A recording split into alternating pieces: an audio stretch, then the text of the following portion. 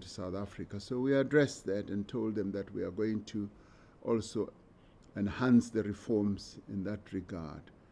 And we found that many of them who have invested want to increase their investments, and a number of the others who have not yet invested would like to look at opportunities where they can invest in. So that engagement was also most useful, and I do believe that in time to come it will be beneficial. We also invited them to the South Africa Investment Conference, where we want potential investors to come to South Africa. We also lastly had an occasion to interact with South African businesses that are invested here in China and that also want to invest in China. We had a huge delegation of South African businesses. I would guess the biggest that I have had to deal with on a foreign visit. And they also spoke out in great support for the political relations that they see as being good between South Africa and China, because that forms a very good foundation for them to be able to conduct their own businesses. And they spoke about how we can continue supporting them from increasing capacity at our embassy level, so that when they are operating in the second largest economy in the world, they should know that the government supports them and enhances their businesses. So all in all, this has been a most successful visit to China, and we're truly grateful for the manner in which China conducts its relations not only with South Africa but with the rest of the continent, with recognition, with respect, and with due regard to one another. And that, in our view, is what we call a really good relationship between states. Thank you very much. Thank you very much, Your Excellency. We'll now open the floor to questions. We'll kick off with Sophie. Mr. President, President Xi Jinping made an announcement of resources, particularly on this new... Can somebody switch off the air conditioner? It's beginning to affect me. I'm not a good friend of air conditioners. So I'm saying, Mr. President, President Xi Jinping has announced a massive injection in terms of resources for Yes. the continent. It was $10 billion US. Yeah. When we look today, it's 51 billion US dollars in 3 years. But the question that comes to mind is this not a debt trap for poorer countries on the continent, as we saw what transpired in other countries that borrowed money from China, building infrastructure? How are you going to navigate that challenge as you characterize the relationship being a win-win? How do you avoid sinking our resources? Well, the operative word that President Xi Jinping used is that these will be investments where China will be investing in a period of, say, 3 years or so. And I guess they will be investing through their state-owned enterprises. And investments are processes that are based on agreements that every country on a bilateral basis will reach with the investing company or the investing country. And no doubt those entities that will be investing obviously wanted to see a return, firstly of the capital they've put in, and indeed a profit. And so every country will seek to structure its investment relationship with each of the countries or entities in a way that is beneficial to them. Now, I should immediately add that I don't necessarily buy in the notion that when China, say, invests, it is with an intention of, in the end, ensuring that those countries end up in a debt trap or in a debt crisis. During COVID, I had the opportunity to talk to President Xi Jinping about the debts that many African countries were carrying at the time when we were advocating for debt cancellation, debt forgiveness, and a standstill on debt repayments. I was able to get President Xi to understand exactly where African countries stood, and that resulted in China agreeing that with a selected number of countries, they will cancel the debt, and with others, they would obviously have a debt still, payment still agreement. So in the end, we would see China as a partner that seeks to foster the development of our continent. And when they have counted and outlined the various investments, we find that they have done so in many, many countries on the continent.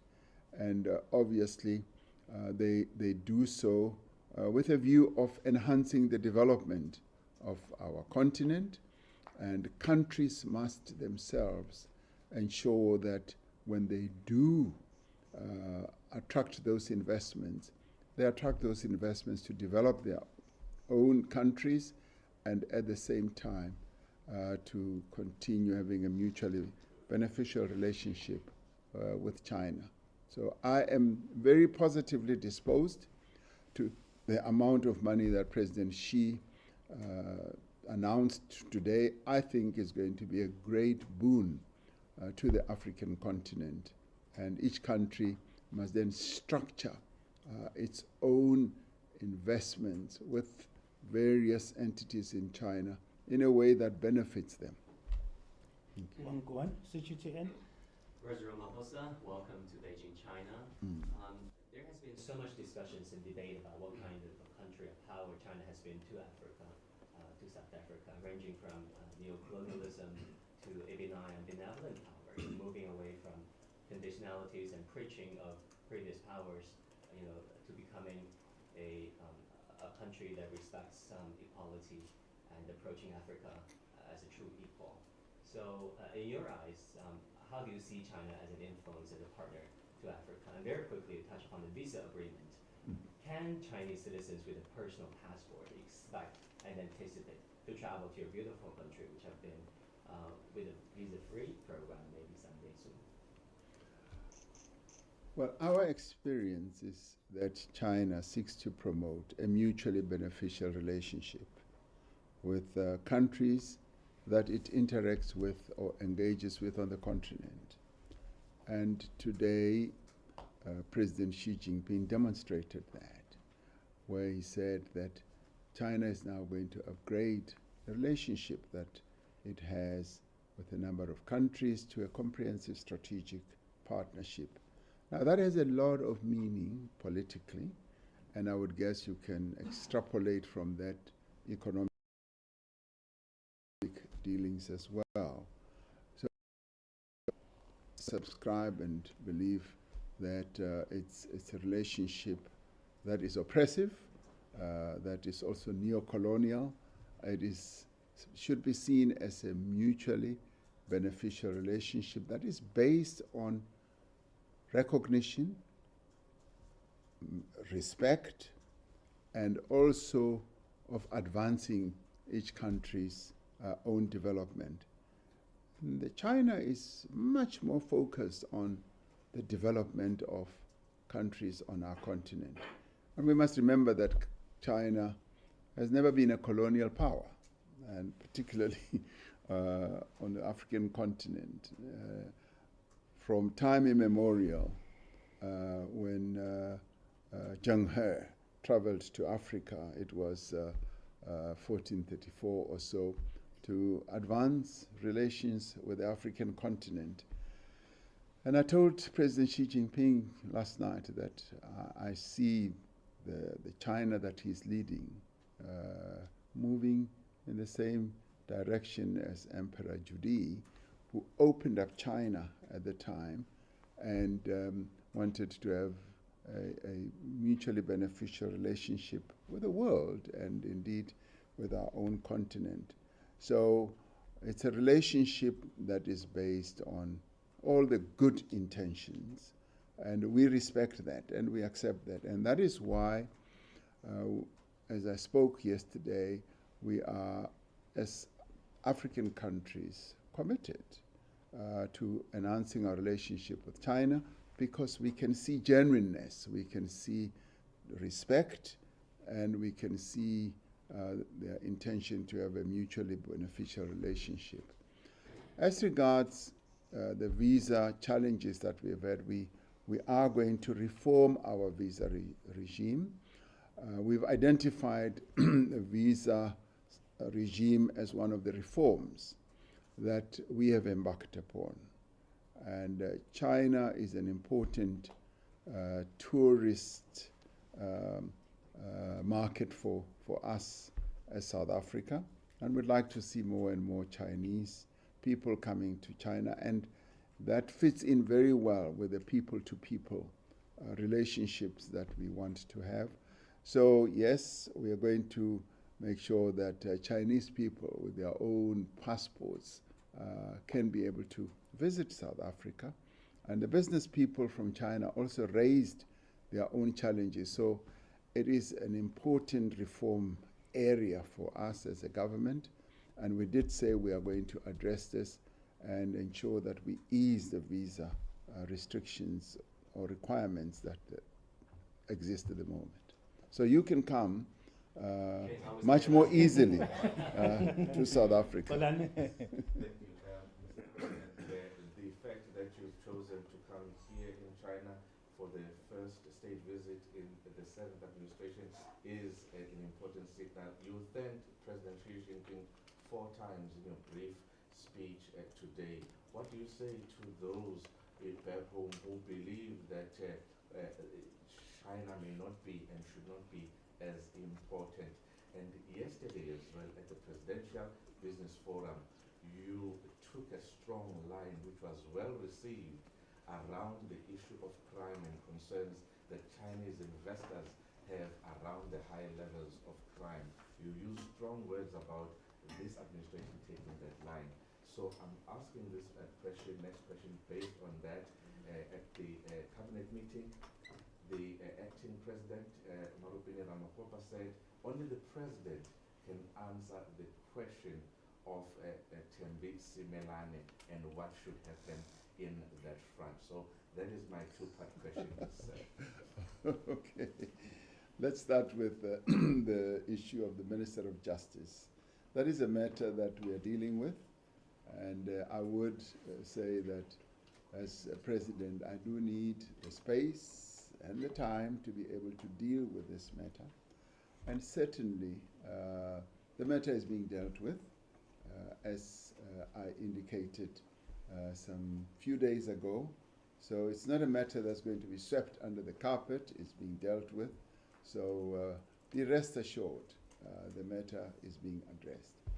In relation to those naysayers, those who are still doubtful, like the biblical Thomas, I would say that this being the very first state visit in the era of the 7th administration and in the era of the government of national unity is a very important and clear signal of how we view the People's Republic of China, and also the intention of the government of national unity to have a foreign policy direction and trajectory that supports our economic growth. Now, China, as I said earlier, is our biggest and largest trading partner, and we are attracting more and more Chinese companies as investors in South Africa. And we're fortunate to have a Chinese government that is committed to foster our development. President Xi Jinping is at pains when he talks to me about not having enough manufactured goods from South Africa. And he says, President Ramaphosa, we want to see more goods in China from South Africa. And to this end, he has even opened up voluntarily the Chinese market for African countries to come and exploit this Chinese market. And certainly, as the most industrialized country on the African continent, so South Africa stands to benefit immensely from this relationship.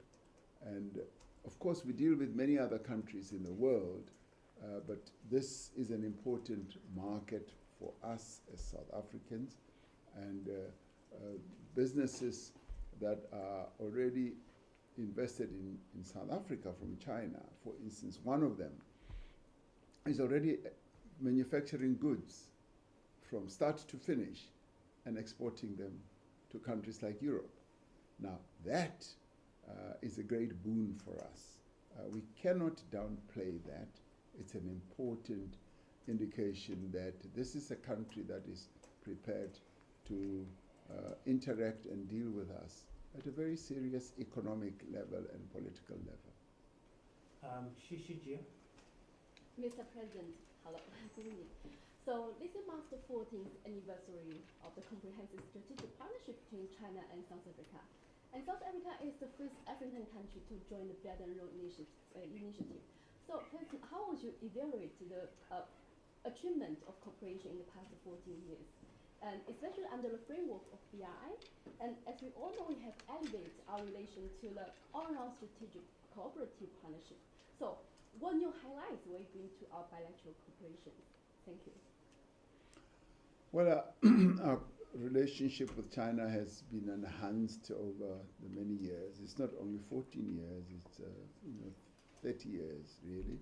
And we've had a relation for about 24 years from a diplomatic point of view. So for us, this is an important market, and we have seen increased trade between our two countries. At the moment, the trade is imbalanced. It's more in favor of China rather than in our favor. And it is this that we're focusing attention on to correct that imbalance. And that is why we welcome the opening up of the Chinese market for more and more finished goods from South Africa. I mean, the importation from South Africa into China is much more like raw materials, like our minerals and our unprocessed agricultural products. And we want to upgrade that economic activity to a higher level so that we are able to bring in more finished mineral goods or products or commodities into China, and more finished agricultural products. So we want to see that rising on an ongoing basis.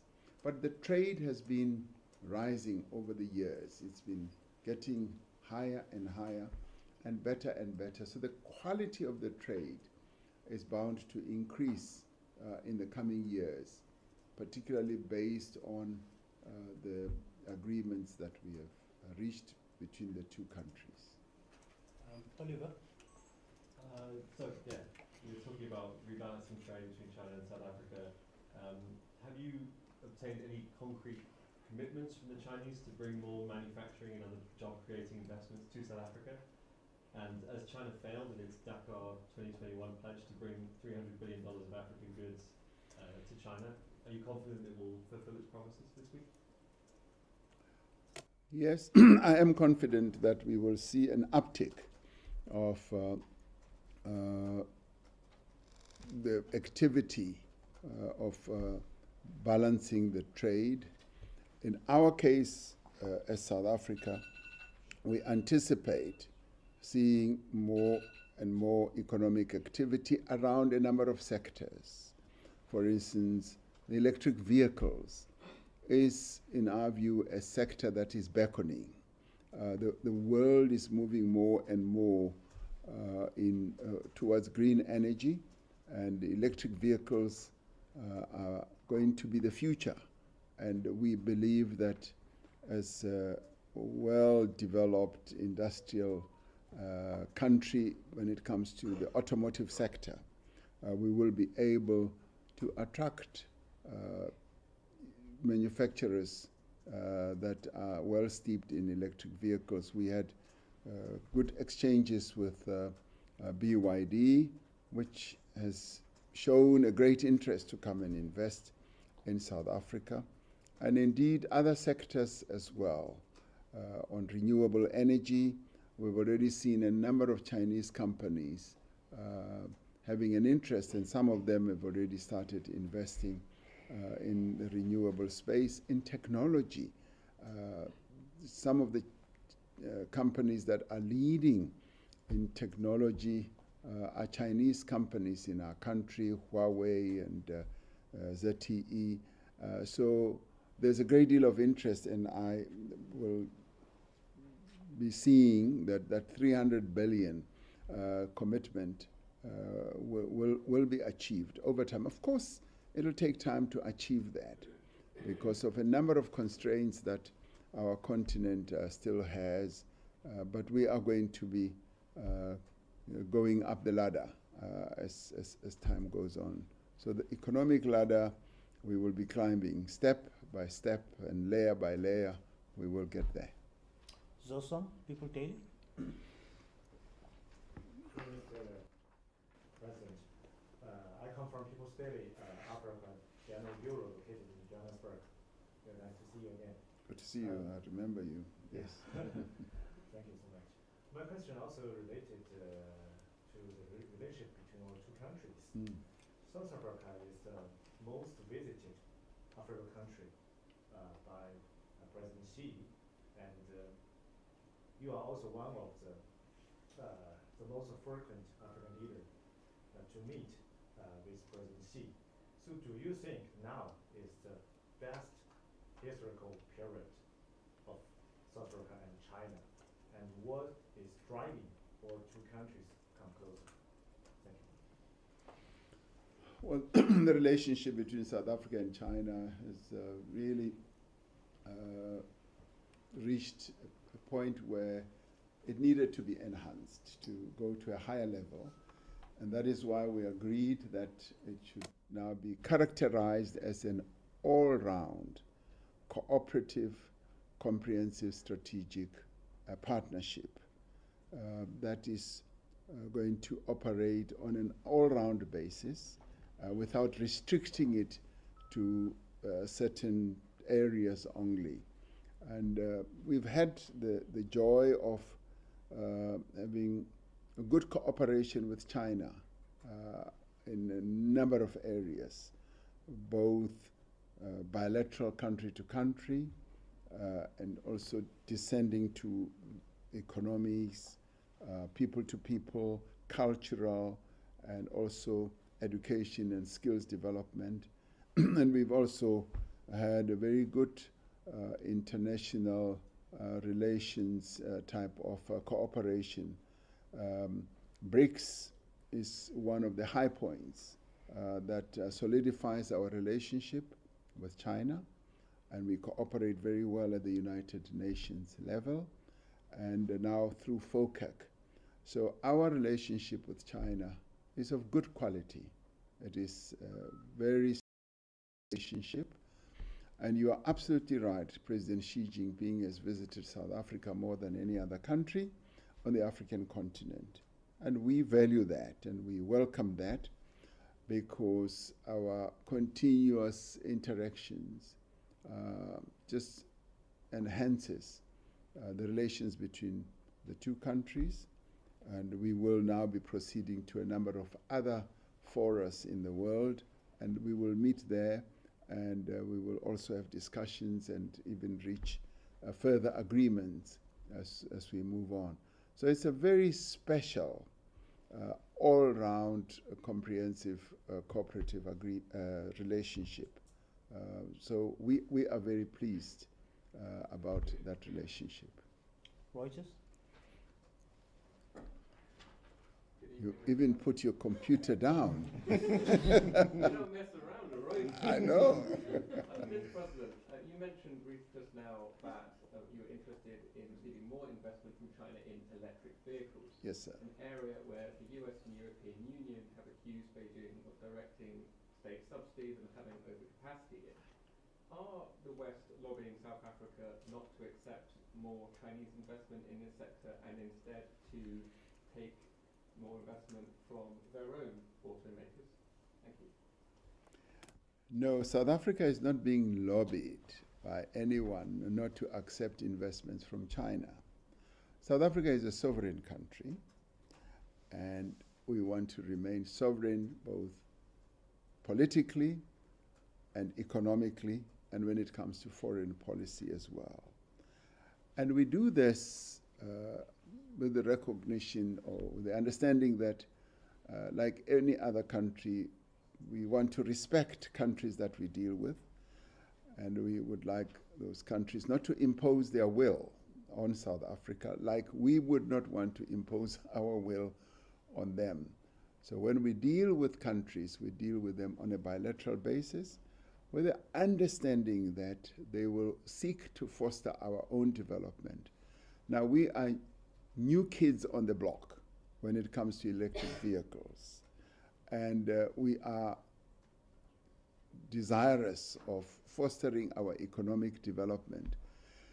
And our view is that our journey to developing economy should not be held back by anxieties and fears that other countries should have about other countries that we have relationships with.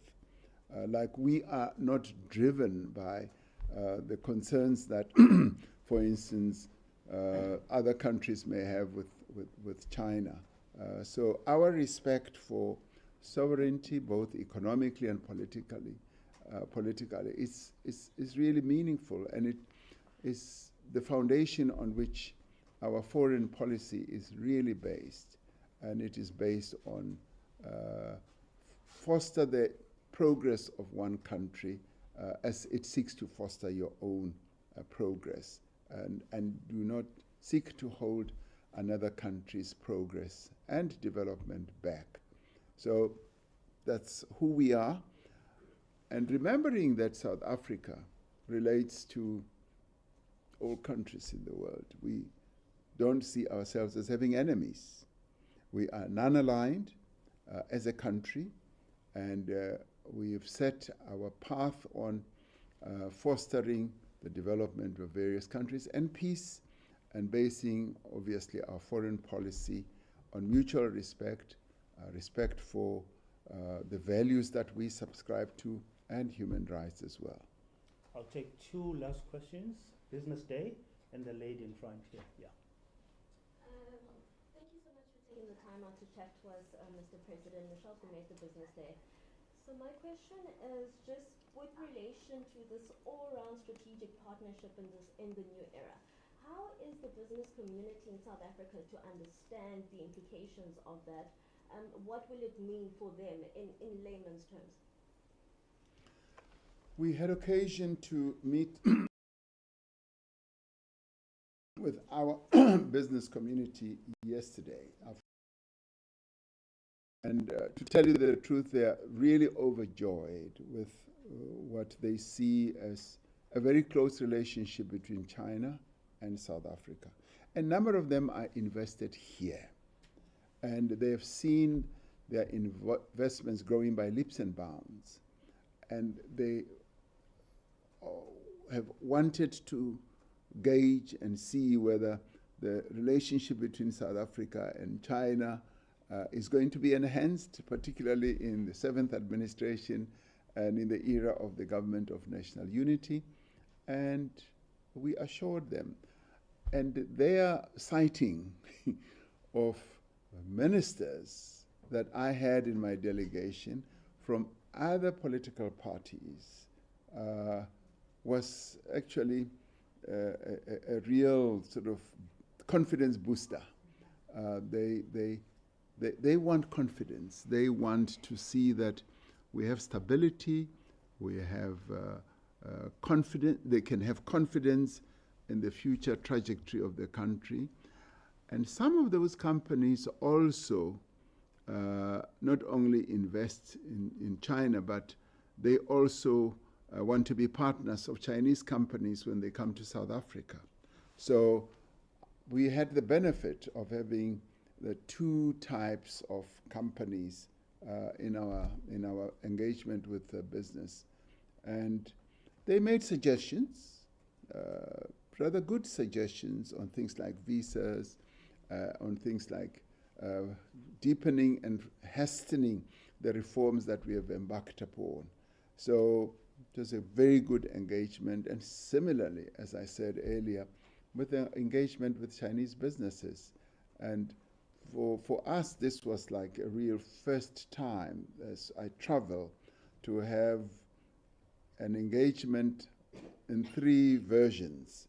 Firstly, to meet them all, Chinese and South Africans, and thereafter to meet Chinese separately, and thereafter to meet South African business people separately. So we've been very busy. We've not been sleeping on the job. Thank you. My question is, what lessons do you think the development of China's new energy and energy industry can provide for South Africa's green transformation, and what are your expectations for deepening cooperation on renewable energy? Thank you. Well, China has a lot of experience as well as technological capabilities that they can share with us as South Africa. And we were pretty straightforward in saying we want to learn. We want to see how they've reached this level of great development. So our presence here is to draw lessons, to draw from the history of their own experience and the journey that they have traversed. For instance, when it comes to restructuring and reforming our energy sector, our electricity sector, as we are reforming, we found that they have traversed this journey. They already have done exactly what we are seeking to do. So there are lessons for us to learn from China and how to do it. And there are also lessons for us more broadly when it comes to the management of the state-owned enterprises, which we are now busy with, reforming our state-owned enterprises. They have a lot to teach us. When it comes to green energy, they're already miles ahead, and we are learning from them. But we have many more endowments, like, if you like, advantages in that our resources are given to being able to give the best of the new energy, the renewable energy, and the green energy. We've got hydrogen, and we are blessed with higher capacity or capability of radiation when it comes to solar. So the PV industry can grow exponentially in our country. So there's a lot we can learn, and we are learning from China. And that is why a number of their own companies now focusing on our energy sector, and we will now advance to a higher level of electric vehicles and hydrogen. So that relationship we're forged with China is a very, very powerful and mutually beneficial relationship. I want to stress that it's not a one-way relationship. It's mutually beneficial. And to demonstrate this, it was a joy for me to see this yesterday. South African companies are invested here, and they're making profits. And they've found a really good environment to invest in. And Chinese companies have invested in South Africa as well. So it's mutually beneficial, and we want to enhance that. Mr. President, I'll take two last questions. Ebi Magwe and the lady over there. Those will be the last questions, and I'll take them at the same time, Mr. President. Ebi? Thank you, Mr. President. Just a very quick one for clarification's sake. in my opinion, remarks you make reference to one of the new ministers in your seventh administration who has seen the light. Not your words, of course, mine, but I assume that minister must be the agriculture minister. I'd like you to tell me if I'm wrong to assume that way or I'm correct. Okay, last question. Yes? Thank you. Thank you, President. I'm a reporter from the Global Times. My question to you is that, in your eyes, how does China's approach to Africa differ from that of the West? Thank you. Okay, Mr. President, those were the last two. He wanted to ask a question. Okay. Allow him. That is, after this year's general election, are there any changes in the trajectory or direction of the economic reform of South Africa, and also what kind of role could China play in the economic reform, especially the reform of South African SOEs? Thank you. Well, as I said, I came with a whole delegation of ministers, and we made it a point that the delegation must be representative of the government of national unity in some shape or form. And we were very fortunate to have ministers, some of whom were, coming to China for the very first time. And in the past, they may well have had their own illusions and concepts about China, and when they got here, they saw for themselves. Their minds were blown, and they said, "We didn't know that this country is as capable as this." And then I think that's when, for many, the penny dropped, as they say in English. As the penny dropped, then you begin to, that's the word you used, open their eyes. And we were, Minister of International Relations is the one who alerted me to the interview that one of the ministers had made on Bloomberg TV. I had not been aware of it. Not that he's a spy. He had become aware of it and even repeated it in the presence of that minister. So for us, this is good. This proves the correctness of having taken the decision that we did to stabilize the country and to take the country forward. It was quite testing, a difficult decision to take, but the people of South Africa had decided that this should be the new political architecture or governance architecture in our country, and we've embraced it, and we will continue to see some benefits of it as people in the various 9 political parties, 10 political parties will be sharing views and experiences and aspirations and all that. So it is a change process, a transformative process that, in my view, is going to behove well for South Africa and the people of South Africa, and we should be grateful that this is a new era and a new process that we are all involved in, and it will be to the advantage of all South Africans, I guess. There was a question on approach, but you asked it. Yeah. The question is, how do you think, how does China's approach to Yes. Africa differ from that? Oh yes, indeed. No, indeed. Without comparing China with any other part of the world, as I said, we have found China to be very progressive in its relations with Africa, and mutually seeking to have a mutual beneficial outcome. Does not mean that others don't. Get me clear.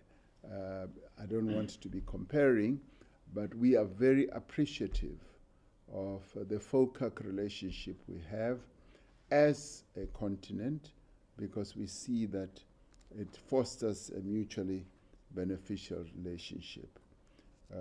With regard to the role, say, of China in helping us, in setting out lessons for us on state-owned enterprises. Yes, there's a lot that we can learn from China. China's state-owned enterprises, many of them are well run, and they are big, they are overarching, and a number of them are world players. It was a joy to listen to a number of Chinese business people who were telling us that their companies are in the Fortune 500 grouping of companies in the world. Now, that for us is a great boon for us as South Africans, that we can have in our economy companies that are as strong, as powerful, and as profitable as that. I mean, one of the state-owned enterprises recorded to be making something like 200 billion profit. Now, these are unheard of numbers as far as we are concerned. They have taken the trouble and the time to manage their state-owned enterprises in a good way, and we want to learn from that. There's a lot we can learn, so we will be focusing on the lessons that China has to give to us. So thank you very much. Thank you very much, Mr. President. Colleagues, that concludes our media briefing. Thank you, President. Thank you to the Minister. Can I go